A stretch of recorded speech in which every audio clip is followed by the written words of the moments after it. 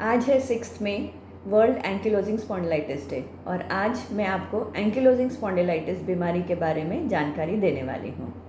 So good evening, good नमस्कार दोस्तों। मैं doctor Reena Sharma, consultant rheumatologist. आज आपको डिटेल में समझाऊंगी एंकिलोजिंग स्पॉन्डिलाइटिस ये कौन सी बीमारी है, इस बीमारी में क्या होता है, कौन इससे अफेक्टेड रहते हैं। तो शुरू करते हैं आज का वीडियो एंकिलोजिंग स्पॉन्डिलाइटिस पे। एंकिलोजिंग स्पॉन्डिलाइटिस या हिंदी में नॉर्मल भाषा में हम कहें तो इसको बम्बू वात भी बोलते हैं। बम्बू कैसा होता है? बम्बू होता है कड़क, टूट जाएगा पर झुकेगा नहीं। तो ये जो वात है ये हमारे पीछे मणके होते हैं ना, जो स्पाइन जो बोलते हैं, उनको इफेक्ट करता है। सो एंकिलोजिंग स्पॉन्डिलाइटिस का मतलब होता है, एंकिलोजिंग मतलब जुड़ते जाना, और ये मणके जो हैं धीरे धीरे धीरे धीरे जुड़ जाते हैं। इसमें शुरुआत क्या होती है? सबसे नीचे के मणका, जो सबसे नीचे जो सीट वाला पार्ट होता है या जो बटक्स वाला पार्ट होता है, वहाँ पे जो जॉइंट होता है वहाँ पे सबसे पहले सूजन आती है, और उसके कारण वहाँ सूजन में जो भी दर्द और जो उसके सिम्टम्स आने शुरू होते हैं, और उसके बाद धीरे धीरे धीरे धीरे बढ़ते हुए एक एक मणका जो है इन्वॉल्व होते जाता है। ये डिज़ीज़ की खासियत क्या है? क्या खासियत बोलें या खामी भी बोल सकते हैं कि इसको डायग्नोज होने में, आप इंडिया की बात छोड़ें, पूरे वर्ल्ड ओवर इससे सिम्टम्स को जानने, पहचानने और इस डिज़ीज़ के प्रॉपर डायग्नोसिस होते होते ही कम से कम 6 से 7 साल लग जाते हैं मरीज़ों को। क्योंकि शुरुआत में क्या होता है, कमर दर्द है नॉर्मल, तभी कमर दर्द के लिए पेशेंट्स जो हैं समझते हैं कि भाई झुक गए होंगे, कोई नस खिंचा गई होगी, कहीं सोने में कुछ आ गया होगा, कोई मसल स्ट्रेन हो गया होगा। ऐसे करते करते करते कितने ही सालों बीत जाते हैं, इस डिज़ीज़ का डायग्नोसिस नहीं हो पाता है।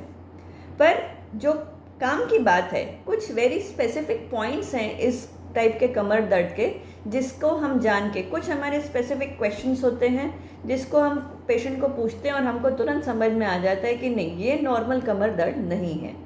सो बेसिक पॉइंट जो इस डिज़ीज़ में होता है कि ये जो कमर दर्द है, ये कोई भी व्यक्ति, कोई भी लेडी, कोई भी इंसान अगर कंटिन्यूस बैठे रहेंगे या लेटे रहेंगे तो दर्द बढ़ जाएगा, चलेंगे तो दर्द कम हो जाएगा। ये इसका एकदम बेसिक पॉइंट है।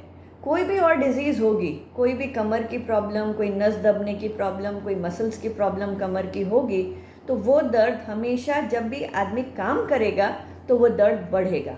यहाँ उल्टा है, आदमी काम नहीं करेगा तो दर्द बढ़ेगा। Very very typical sign of ankylosing spondylitis. कमर दर्द जो आराम से बैठने पर, लेटने पे बढ़ जाता है, चलने पर, काम करने पर दर्द कम हो जाता है।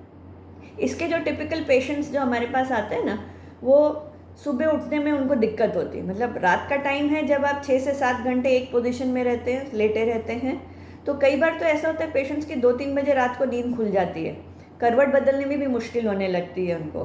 फिर वो क्या करेंगे, उठेंगे, घर का एक राउंड लगा के आएंगे और फिर शायद फिर से सो पाएंगे वो। और अगर वो नहीं किए तो लोटपोट होते रहेंगे, नींद नहीं आएगी, और सुबह होते होते पूरी कमर जकड़ जाएगी। और जब सुबह होगी तो उठना पड़ेगा, उठेंगे तो धीरे धीरे धीरे धीरे जैसे रूटीन एक्टिविटीज़ अपनी करने लगेंगे तो बॉडी फ्री होती जाएगी।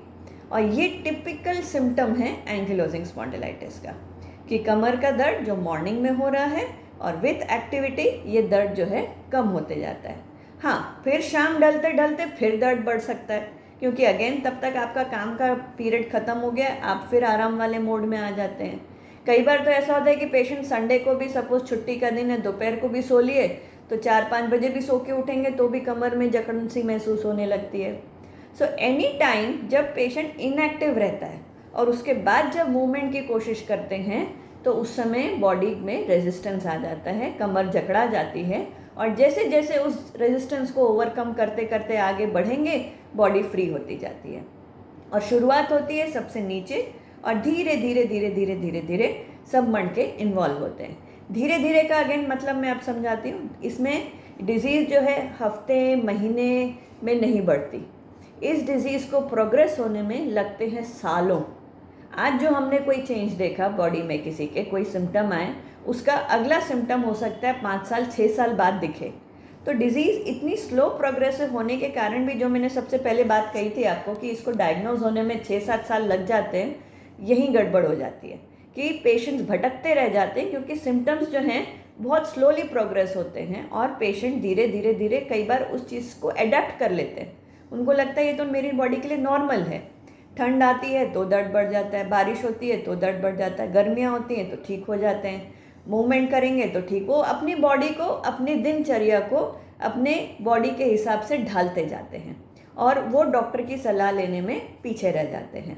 और कई बार डॉक्टर्स भी उस चीज़ को बहुत लाइटली लेते हैं कि भाई ठीक है, नॉर्मल कमर का दर्द है, क्योंकि पेशेंट 6 महीने में एक बार आएगा तो लगेगा हाँ भाई काम कर लिया होगा इसलिए दर्द बढ़ गया। तो वहाँ पे भूल हो जाती है। और कई बार फिर धीरे धीरे धीरे धीरे जब मणके जो हैं जुड़ने लगते हैं, और जब मणके जुड़ने लगेंगे तो स्पाइन जो है एकदम स्टिफ हो जाती है।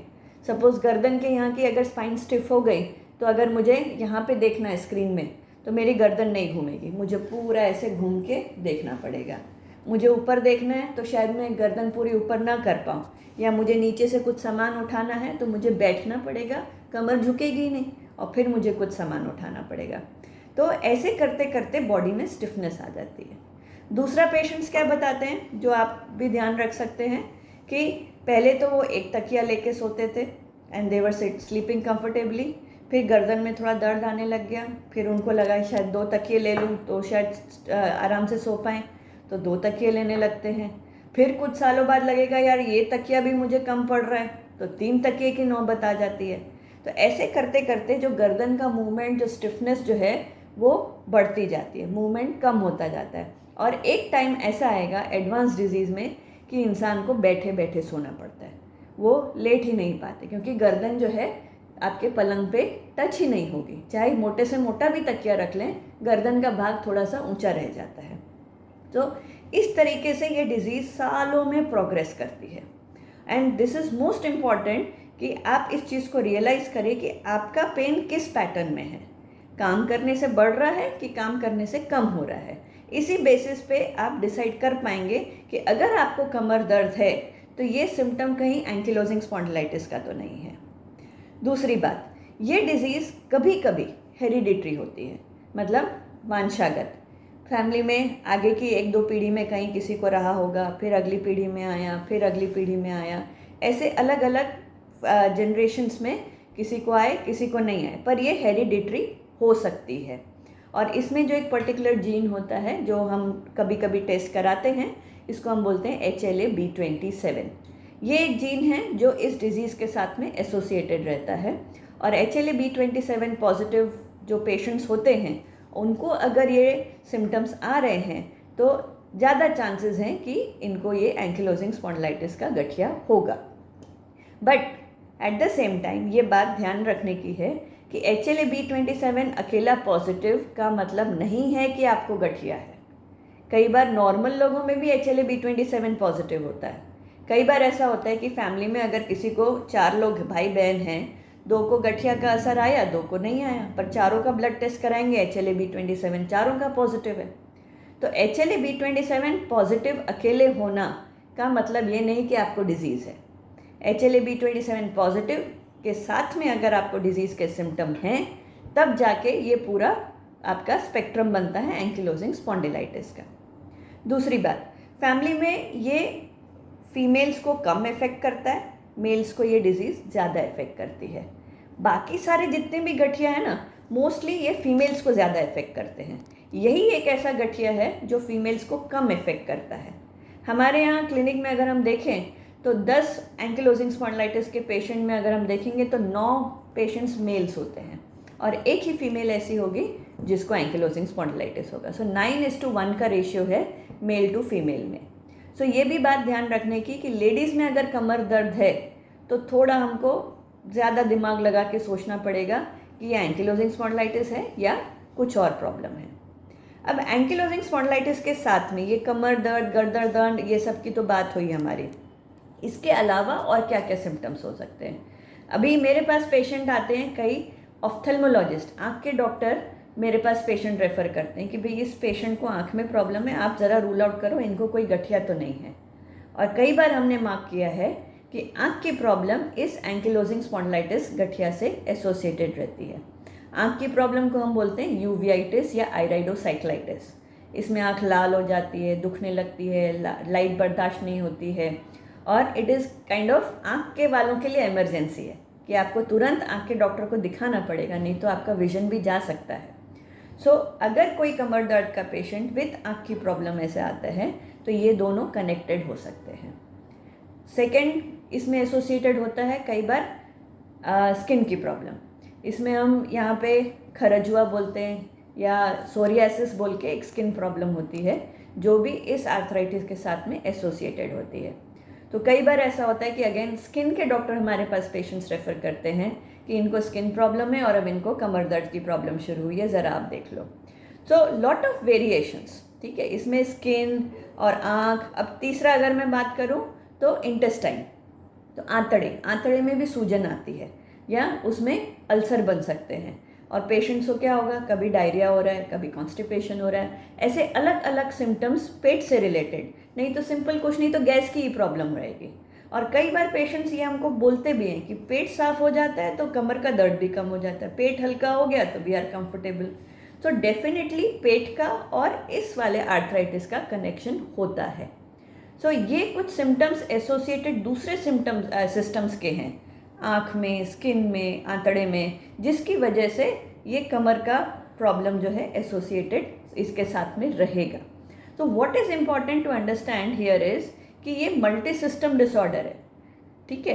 अभी कोई डॉक्टर के पास आँख के प्रॉब्लम के लिए जा रहा है, फिर ऑर्थोपेडिक के पास वो जाएगा कमर के प्रॉब्लम के लिए, पर वो ऑर्थोपेडिक या आँख का डॉक्टर कोरिलेट नहीं करेगा कि ये कमर का दर्द और आँख का क्या कनेक्शन हो सकता है। कई बार तो ऐसा होता है कि पेशेंट डॉक्टर को एक्चुअली रेलेवेंट भी नहीं समझते आँख के डॉक्टर को बताने के लिए कि भी मुझे कमर का दर्द है, तो वहाँ पे भूल हो जाती है, क्योंकि पेशेंट्स कभी इमेजिन ही नहीं कर सकते कि आँख की प्रॉब्लम और कमर का दर्द में कोई कनेक्शन हो सकता है। सो ये कुछ फैक्टर्स इस डिजीज़ के यूनिक हैं कि कहाँ आँख, कहाँ कमर का दर्द, कहाँ स्किन की प्रॉब्लम, कहाँ आंतड़े की प्रॉब्लम, बट सब इंटरकनेक्टेड हैं। सो ये चीज़ इम्पॉर्टेंट है जानना। और इस वर्ल्ड एंकिलोजिंग स्पॉन्डिलाइटिस डे में हम इसी डिज़ीज़ के बारे में जनरल पॉपुलेशन में जागरूकता फैलाने के लिए ये एक्टिविटीज़ अलग अलग करते हैं। और ये वीडियो सिंपल भाषा में मैंने ये समझाने की कोशिश की है कि एंकिलोजिंग स्पॉन्डिलाइटिस क्या होता है। अभी बहुत कुछ है इस डिज़ीज़ के बारे में और जानने समझने के लिए कि इसमें आपको डाइट में क्या ध्यान रखना है, किस टाइप से इसका हम ट्रीटमेंट करते हैं, एक्सरसाइज करना है कि नहीं करना है, उसके लिए मैं एक सेपरेट वीडियो बनाऊंगी क्योंकि ये वीडियो फिर बहुत लंबा हो जाएगा। और एक एक टॉपिक हम इस डिज़ीज़ से रिलेटेड आने वाले वीडियोस में कवर करते रहेंगे। और आपको इस डिज़ीज़ से रिलेटेड आपके मन में अगर कोई डाउट्स हों तो आप मुझे ज़रूर ईमेल करें। ईमेल का लिंक डिस्क्रिप्शन बॉक्स में रहेगा और मैं जहाँ तक हो सकेगा आपके ईमेल्स को जवाब देने की कोशिश करूँगी। सो देखते रहिए मेरा चैनल, और आगे इन डिजीज़ के बारे में और एंकिलोजिंग स्पॉन्डिलाइटिस के बारे में मैं और आपको बताऊंगी इनको, क्योंकि एक बार में कवर करना मुश्किल है। सो वॉच करते रहिए। Thank you.